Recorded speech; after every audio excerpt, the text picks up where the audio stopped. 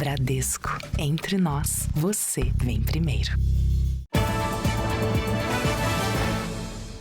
Boa noite. Boa noite. 6 pessoas são procuradas suspeitas de lavar dinheiro para o crime organizado em São Paulo. Segundo as investigações, o esquema envolvia empresas que maquiavam os valores para depois devolver o dinheiro aos criminosos. A operação bloqueou judicialmente 257 carros, muitos deles de luxo.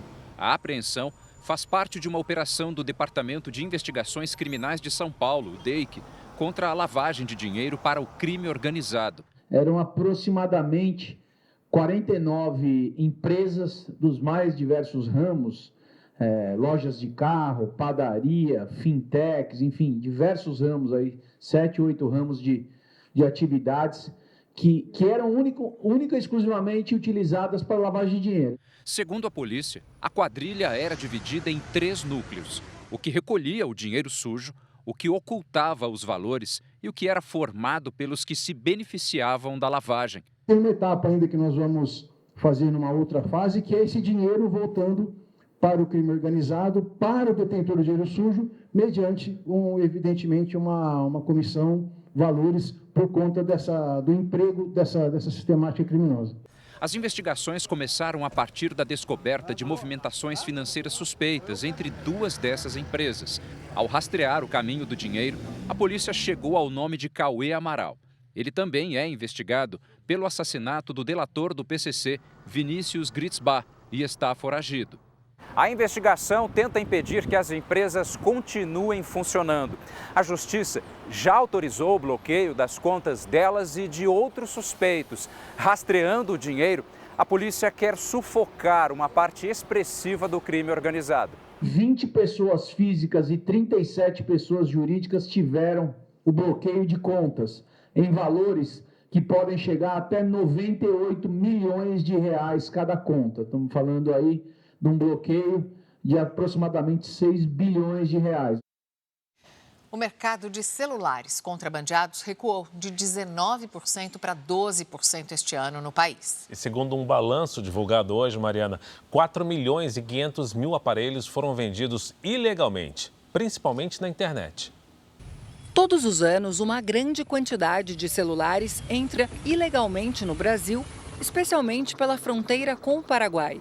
A maioria desses produtos é comercializada em plataformas online. Neste ano, já foram vendidos 36 milhões e 400 mil celulares no país. 12% foram comercializados no mercado irregular. Em 2024, os produtos contrabandeados representavam 19% do total. O celular irregular nem sempre é falsificado. Muitas vezes é aparelho original, mas que entrou no país sem pagar impostos, sem certificação e fora das normas da Anatel. Essa prática coloca o consumidor em risco, já que os telefones podem não ter passado por testes de segurança.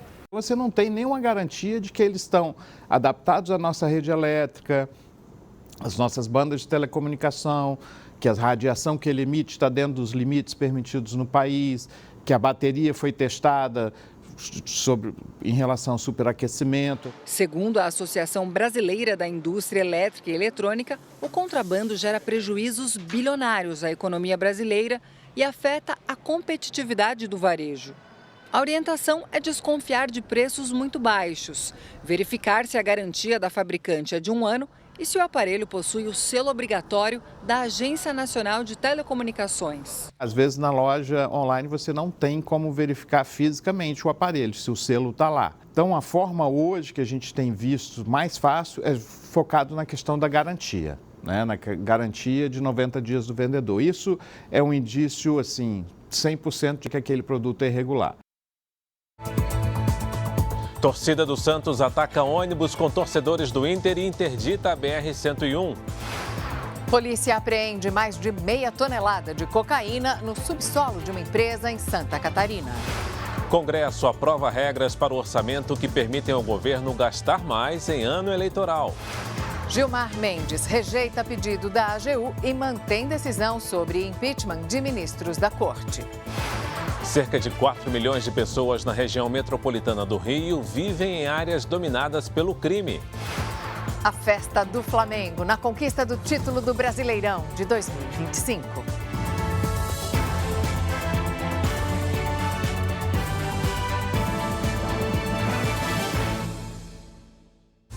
Oferecimento: Bradesco. Fuja de cilada financeira.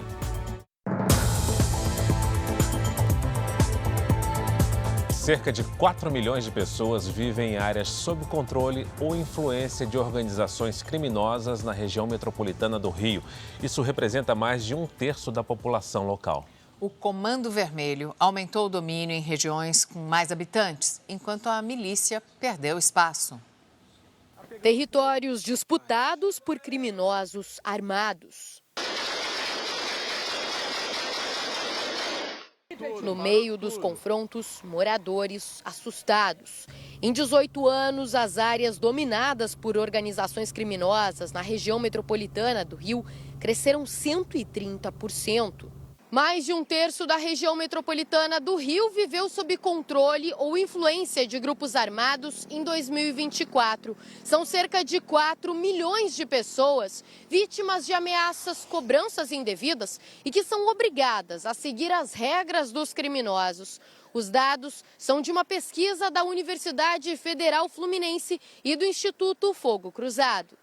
Segundo o levantamento, a milícia ainda domina o maior número de territórios, principalmente na zona oeste do Rio. Mas em áreas densamente povoadas, a liderança é do Comando Vermelho. Um dos motivos para o avanço da facção criminosa foi a morte, em 2021, de Wellington da Silva Braga, o Eco. Ele era o chefe da maior milícia do estado. 2 anos depois, o sucessor, Luiz Antônio da Silva Braga, conhecido como Zinho, foi preso pela Polícia Federal. Essa milícia parece um tanto quanto enfraquecida, né, pela atuação das agências de enfrentamento à criminalidade organizada e também por suas divisões internas. Mas é um período também muito complicado, porque o avanço do Comando Vermelho se faz de forma muito violenta. Uma briga envolvendo torcedores do Santos e do Internacional terminou com 10 presos em Santa Catarina. 7 ônibus da torcida organizada do Santos seguiam do Rio Grande do Sul para São Paulo, quando um ônibus com torcedores do Inter passou no sentido contrário da BR-101 em Itapema, litoral catarinense. Os santistas desceram do veículo e destruíram o para-brisa e quase todos os vidros do ônibus que tentava fugir de marcha ré pelo acostamento. Segundo a polícia, 200 torcedores dos 2 times se envolveram na briga e pelo menos 6 ficaram feridos. A confusão chegou a interditar um trecho da BR e provocou um congestionamento de 7 quilômetros. No noticiário internacional, em meio à pressão dos Estados Unidos, o presidente da Venezuela reforçou a segurança pessoal e passou a evitar aparições públicas. As informações foram reveladas pelo jornal The New York Times, que ouviu pessoas próximas de Nicolás Maduro. Há pelo menos 3 meses, o governo americano passou a atacar embarcações supostamente carregadas com drogas e enviou militares para o Caribe. Para se proteger, Maduro contratou guarda-costas cubanos. Ele muda frequentemente de endereço e de celular e reduziu a participação em eventos e transmissões ao vivo. O presidente da Venezuela teme um possível ataque ou até mesmo uma operação terrestre das Forças Especiais dos Estados Unidos. Ontem, Maduro confirmou que conversou por telefone com o presidente Donald Trump. Essa ligação significa que estamos caminhando para um diálogo respeitoso entre os países, afirmou. Hacia um diálogo respeitoso de Estado a Estado. O governo dos Estados Unidos orientou os cidadãos americanos a deixarem a Venezuela imediatamente. Segundo o Departamento de Estado, é alto risco de prisão ilegal, tortura e terrorismo. Trump confirmou nesta semana que uma operação terrestre na região do Caribe vai acontecer em breve. O ex-chefe da inteligência venezuelana enviou uma carta ao presidente Donald Trump para denunciar uma guerra narcoterrorista de Nicolás Maduro contra os Estados Unidos. O documento foi publicado pela defesa de Hugo Carvajal no jornal Dallas Express, do estado americano do Texas. No texto, o general diz que o regime que serviu não é apenas hostil, está em guerra com os Estados Unidos. Em outro trecho, o ex-aliado de Hugo Chávez e Nicolás Maduro denuncia que os carregamentos de drogas que chegam ao território americano foram coordenados pelo regime venezuelano contra os Estados Unidos. Carvajal também alega que a Venezuela colabora para a expansão de grupos extremistas, como as Farc e o ELN, na Colômbia, além dos terroristas do Hezbollah, no Líbano. Segundo ele, venezuelanos e cubanos se infiltraram em instituições americanas por 2 décadas, incluindo no Exército. O ex-chefe da inteligência da Venezuela está preso em uma penitenciária federal aqui nos Estados Unidos e diz que quer se redimir com a carta. Hugo Carvajal também se colocou à disposição das autoridades americanas para fornecer mais informações, em troca de uma redução da pena. O general atuou no governo venezuelano por 8 anos. Foi preso em 2019 na Espanha e 2 anos depois extraditado para os Estados Unidos, onde se declarou culpado por narcoterrorismo. De volta ao Brasil, o ministro Gilmar Mendes negou o pedido da Advocacia Geral da União e manteve a decisão que restringe as regras para os pedidos de impeachment de ministros do Supremo Tribunal Federal. Cristina Lemos já está aqui. Boa noite, Cris. Oi, Fara, boa noite, Mariana. Olha, o ministro alega que a decisão atualiza uma legislação sobre impeachment que é de 1950 e, por isso, estaria em conflito com a nossa Constituição, que é de 88. Só que esse argumento não acalmou os ânimos, principalmente no Senado, que reclama de interferência indevida. A liminar do ministro Gilmar Mendes será levada a julgamento pelos demais colegas da Corte a partir da semana que vem. Em um fórum sobre segurança jurídica, o ministro Gilmar Mendes afirmou que a decisão que limita ao Procurador-Geral da República os pedidos de impeachment de ministros da Corte não busca proteger os integrantes do Supremo. Ontem, o advogado-geral da União, Jorge Messias, pediu para que o ministro reconsiderasse a decisão. Se trata de proteger as instituições, inclusive o próprio Senado, em relação a eventuais pedidos abusivos. Não se trata de fazer uma proteção do Supremo Tribunal Federal ou, como alguns de vocês têm falado, de uma blindagem.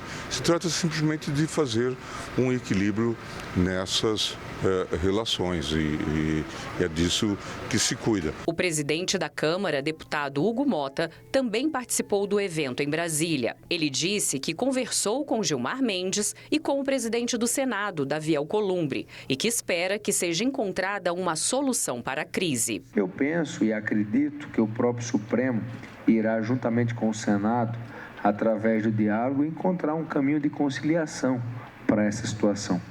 Não é porque essa radicalização, quando ela se dá de maneira institucional, todo o país perde. Na decisão de ontem, o ministro também determinou que são necessários os votos de 54 senadores, 2/3 do total, para aprovar um afastamento de ministro do STF. Hoje, a lei prevê maioria simples, ou seja, 41 votos. A decisão tomada por Gilmar Mendes precisa ser ratificada pelos outros ministros. O julgamento em plenário virtual está marcado para a semana que vem. O Congresso Nacional aprovou hoje a Lei de Diretrizes Orçamentárias. São as regras para o orçamento público. O texto estabeleceu que o governo vai ter de pagar 65% das emendas parlamentares antes das eleições do ano que vem. Diante de um plenário esvaziado, a LDO foi aprovada de forma simbólica. A principal novidade é que o texto do relator, deputado Gervásio Maia, levou em conta o pedido do governo e passa a considerar o piso da meta fiscal como referência para eventuais cortes de despesas públicas. Na prática, o executivo poderá adotar como referência o déficit de 34 bilhões de reais, embora o centro da meta seja déficit zero. Essa é uma vitória do governo, que poderá gastar mais e ainda assim cumprir a meta fiscal de 2026, ano de eleições. O Congresso também garantiu uma importante mudança na LDO. 65% das emendas parlamentares individuais e de bancada terão execução obrigatória no primeiro semestre do ano que vem.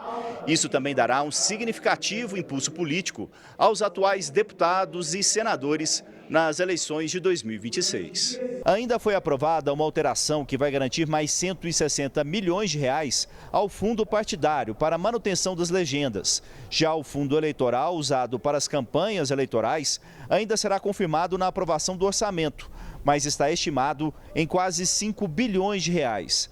Agora o Congresso deve discutir na próxima semana o orçamento da União para 2026. Deveria ter sido votado há 4 meses atrás, mas ela está sendo votada, senhor presidente, a toque de caixa hoje e na próxima semana votaremos o orçamento. Imagine a complexidade, o tamanho do orçamento geral da União, que deverá levar em considerações as leis emanadas, as diretrizes emanadas, o rumo emanado da Lei de Diretrizes Orçamentárias em apenas 5 ou 6 dias.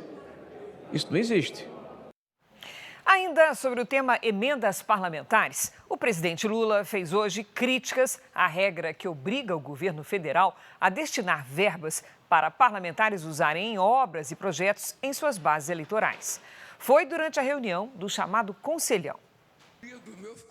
O presidente Lula deu recados diretos ao Congresso em discurso no Conselho que reúne representantes da sociedade civil e dos 3 poderes e questionou a derrubada dos vetos ao licenciamento ambiental. Essa mesma gente que vetou, que derrubou meus vetos, quando a China parar de comprar soja, quando a Europa parar de comprar soja, quando alguém parar de comprar nossa carne, quando alguém parar de comprar nosso algodão, vão vir falar comigo outra vez. Presidente, fala com o Xi Jinping. Presidente, fala com a União Europeia. Presidente, fala com a Rússia. Presidente, fala com não sei com quem. Porque eles sabem que eles estão errados. Lula fez críticas também às emendas impositivas, de pagamento obrigatório da União, mas negou embate com o Congresso. Vocês acham que nós do governo temos algum problema contra o Congresso Nacional? A gente não tem.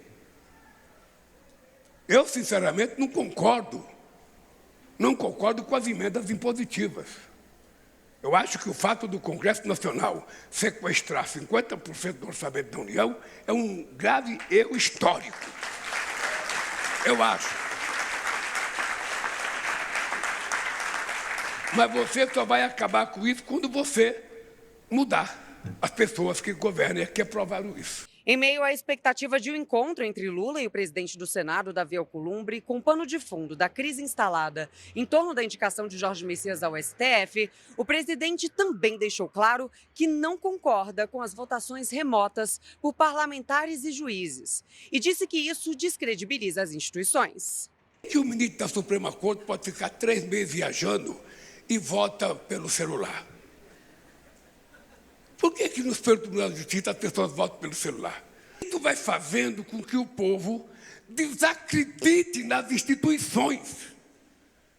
Isso vai fazendo com que o povo comece a pensar que a democracia vale muito pouco. Temperatura vai subindo cada vez mais esse fim de ano, né? Mariana, Verdade. Mara. Obrigada. Salvador registrou o primeiro caso de raiva canina em 20 anos. Um cachorro que tinha sido resgatado da rua e que não estava vacinado. O filhote de 3 meses foi adotado ao ser encontrado na rua. Dias depois, acabou morrendo. Como os sintomas eram parecidos com os da raiva, ele foi submetido a exames que detectaram a doença. Há 2 décadas, a capital baiana não registrava um caso de raiva em cães. A principal hipótese é que o cachorro tenha sido contaminado por um morcego. Todo cão com raiva, ele pode transmitir raiva para o ser humano. É por isso que a gente fala que o melhor meio de prevenir é vacinar. Se o seu cão é vacinado, ele não vai adoecer. E o cão só transmite a raiva doente. A Secretaria Municipal de Saúde ampliou o controle vacinal na região onde o filhote foi encontrado. A transmissão da raiva para os humanos acontece quando o vírus, presente na saliva do animal infectado, penetra o organismo através da pele ou de mucosas. Pode ser transmitido por mordidas ou arranhões. De acordo com o Ministério da Saúde, o Brasil não registra casos de raiva humana transmitida por cães há 10 anos. O último aconteceu em 2015, em Mato Grosso do Sul. Neste ano, a doença foi detectada em 17 animais, sendo 11 cachorros e 6 gatos. O animal morto em Salvador não estava vacinado.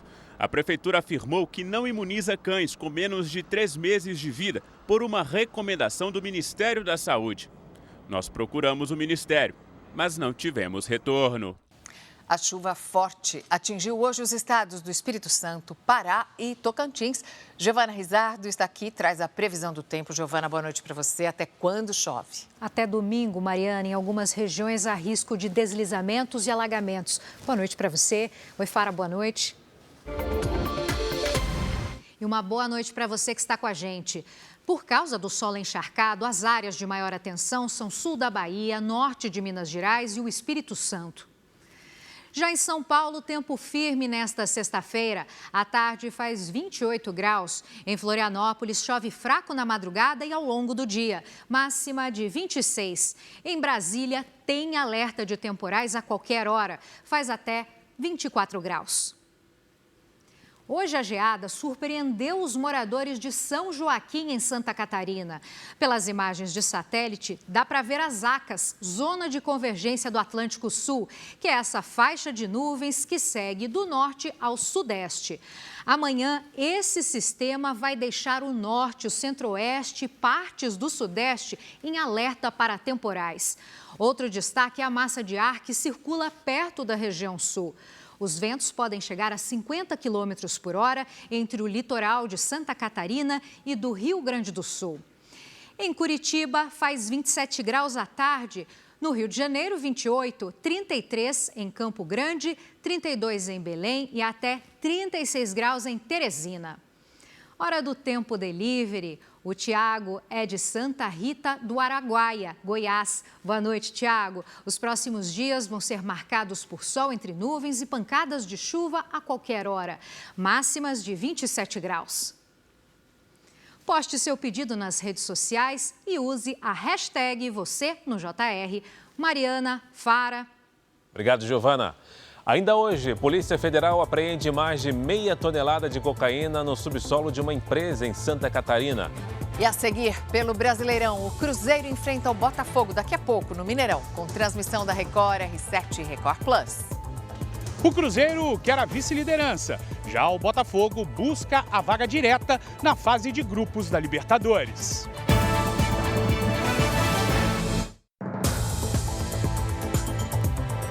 O Flamengo é o campeão brasileiro de 2025. Portanto, a luta agora é pelo segundo lugar. O Cruzeiro recebe daqui a pouco o Botafogo no Mineirão, jogo que você acompanha aqui na Record a partir das 7 da noite.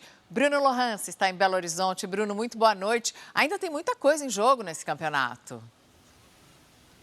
Boa noite, Mariana. Tem sim muita coisa em jogo, principalmente se a gente pensar na premiação das equipes. Afinal de contas, no caso do Cruzeiro, caso ultrapasse o Palmeiras e termine na segunda posição desse Brasileirão, o time ganha R$2,5 milhões a mais do que receberá caso termine na terceira posição. Mas para a gente saber da equipe da casa, como o time vem, as informações do Cruzeiro chegam agora com o Alexandre Oliveira aqui no Jornal da Record. Boa noite, Alê.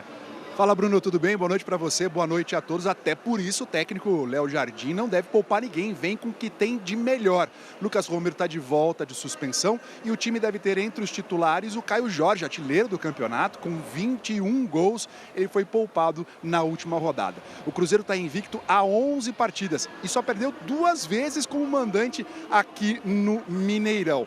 Então é um time muito forte. Além disso, tem a boa fase de Matheus Pereira, um dos destaques do Campeonato Brasileiro, né, Bruno? Sem dúvida nenhuma, o articulador dessa equipe do Cruzeiro, inclusive potencializando o Caio Jorge, que é o artilheiro da competição.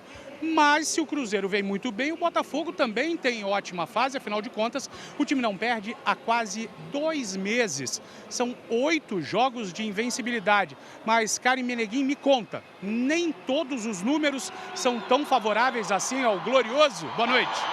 Boa noite, Bruno. Tem tabu justamente no duelo de daqui a pouco. A última vez que o Botafogo conseguiu vencer o Cruzeiro foi lá em 2016. Na época, Jair Ventura ainda comandava o Alvinegro. É importante que o Botafogo consiga quebrar esse jejum hoje aqui no Mineirão, porque a equipe ocupa o 7º lugar na tabela de classificação e quer alcançar o grande objetivo da temporada, que é estar entre os 5 primeiros colocados para aí sim garantir uma vaga direta na fase de grupos da Libertadores de 2025. 2026, Bruno. Pois é, faz muita diferença, inclusive, no planejamento da pré-temporada do próximo ano, essa vaga direta para a fase de grupos. O título já está decidido, você sabe. 4 dias após conquistar o tetra da Libertadores da América, o Flamengo levantou mais uma taça e agora tem 9 títulos brasileiros.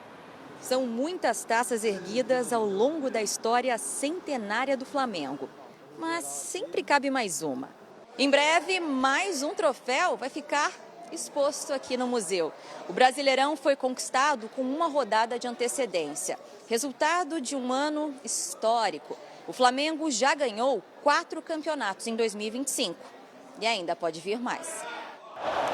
73 mil torcedores participaram da festa. Público recorde na temporada. O time comandado por Felipe Luiz venceu o Ceará por 1-0. Gol de Samuel Lino. É super especial ganhar pelo Flamengo, principalmente aqui no Maracanã, abarrotado de gente. É uma sensação completamente diferente de tudo que eu já vivi. Daqui, quando passar uns anos, eles vão ver a história que eles fizeram e eles são eternos no clube. Do campo, a festa seguiu para as ruas. Se depender do torcedor, vem mais título pela frente. A partir do dia 10, o Flamengo vai jogar no Catar a Copa Intercontinental, o antigo Mundial de Clubes. Se chegar à final, vai encarar o poderoso PSG, vencedor da Liga dos Campeões da Europa. Mengão é só alegria e vamos embora, tá? Rumo ao Intercontinental, vamos ganhar. Para cima deles, Mengão. PSG, pode esperar, a hora vai chegar.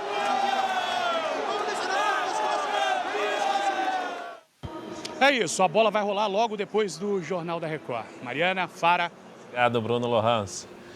Veja a seguir, operação investiga desvio de doações destinadas às vítimas das enchentes no Rio Grande do Sul. E veja também, laudo torna inimputável o homem que matou um porteiro em São Paulo. Um ano depois do crime, peritos sugerem internação em ambiente hospitalar.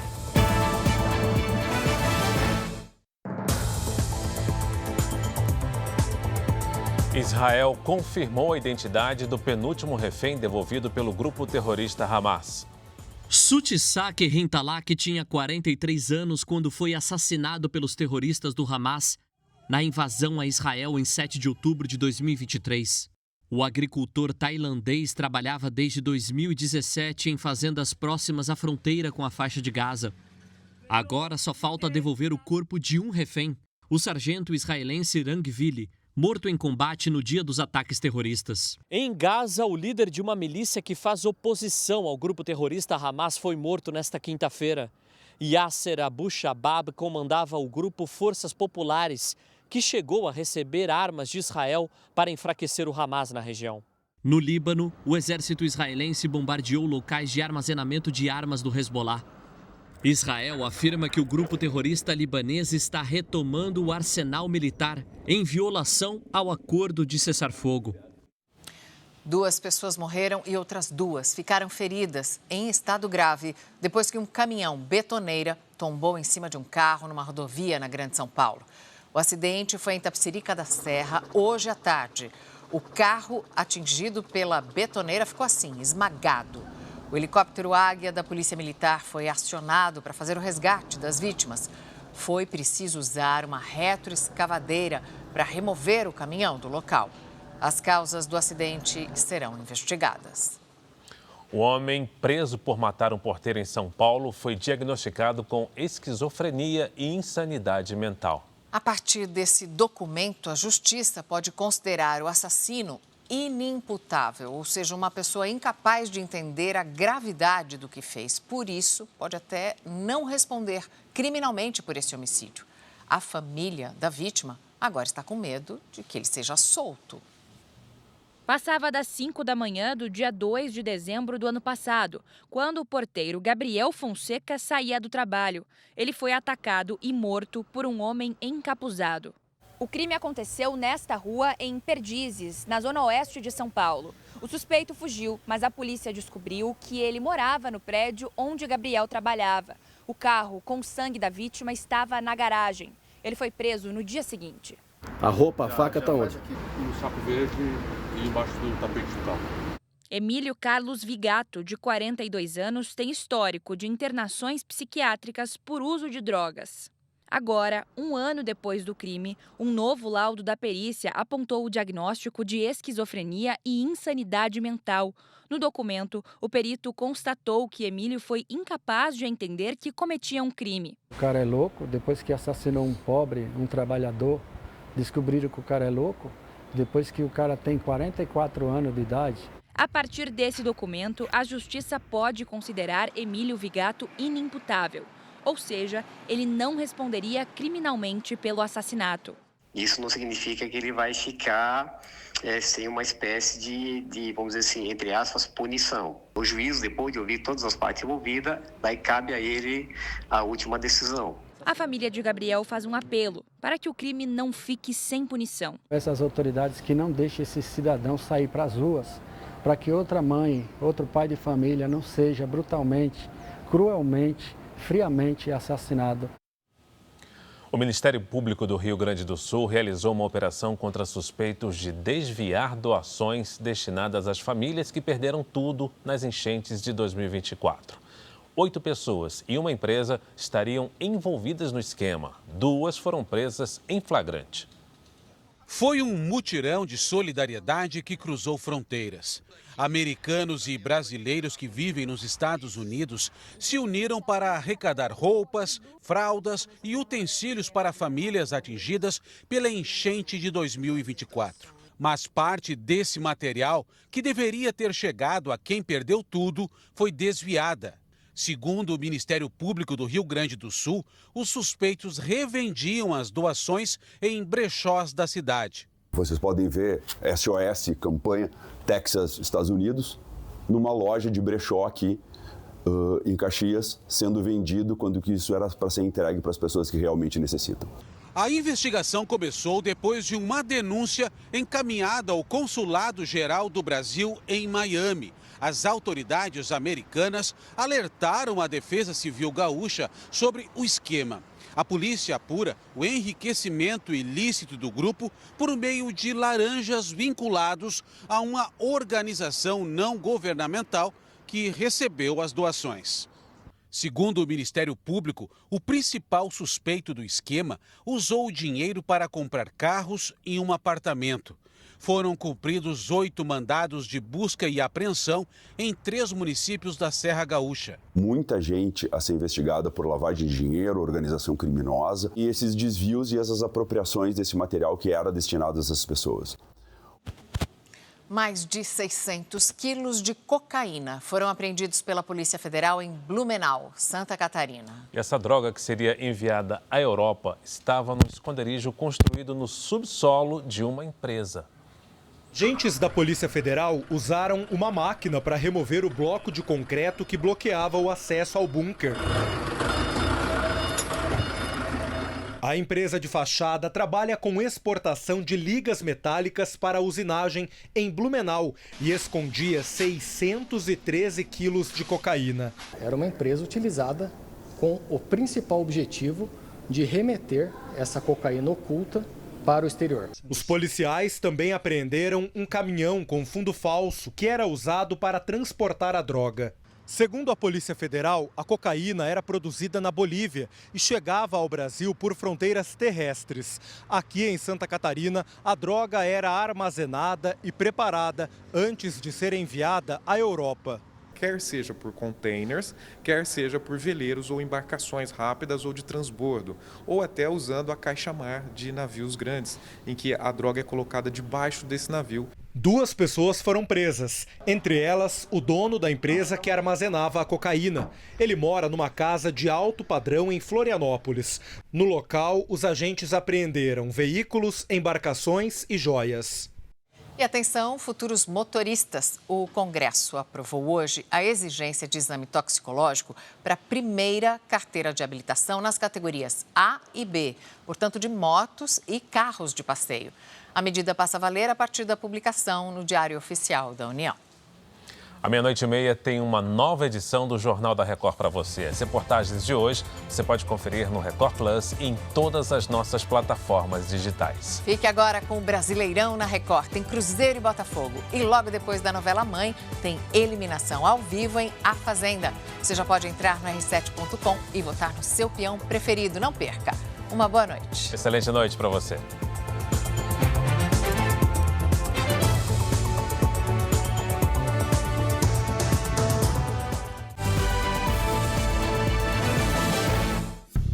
Bradesco.